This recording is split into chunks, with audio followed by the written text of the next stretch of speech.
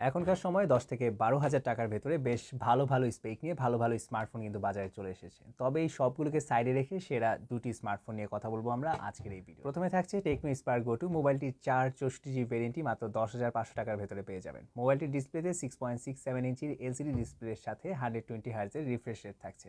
এছাড়া মোবাইলটির ক্যামেরা সেটআপে রিয়ারে 13 এবং ফ্রন্টে 8 মেগাপিক্সেলের ক্যামেরা সেটআপ পেয়ে যাচ্ছেন। আর পাওয়ার সেকশন নিয়ে কথা বলতে হলে অ্যাজ ইউজুয়াল 5000 mAh এর সাথে 15 ওয়াটের একটি চার্জার থাকছে।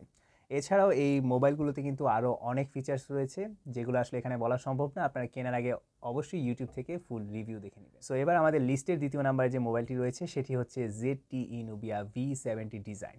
এই মোবাইলটির বেশ আকর্ষণীয় দিক হচ্ছে মাত্র 12,000 টাকার ভেতরে আপনি 8 জিবি র্যামের সাথে 128 জিবি স্টোরেজ পেয়ে যাচ্ছেন, যেটা কিন্তু বেশ ইন্টারেস্টিং একটি। আর এই মোবাইলটির ডিসপ্লে নিয়ে কথা বলতে হলে আপনারা 6.6 ইঞ্চির একটি এলসিডি ডিসপ্লে পেয়ে যাবেন, সাথে 120 হার্জের রিফ্রেশ রেট থাকছে। আর ক্যামেরা সেটআপ নিয়ে কথা বলতে হলে আপনারা রিয়ারে 50 এবং ফ্রন্টে 16 মেগাপিক্সেলের ক্যামেরা পেয়ে যাচ্ছেন।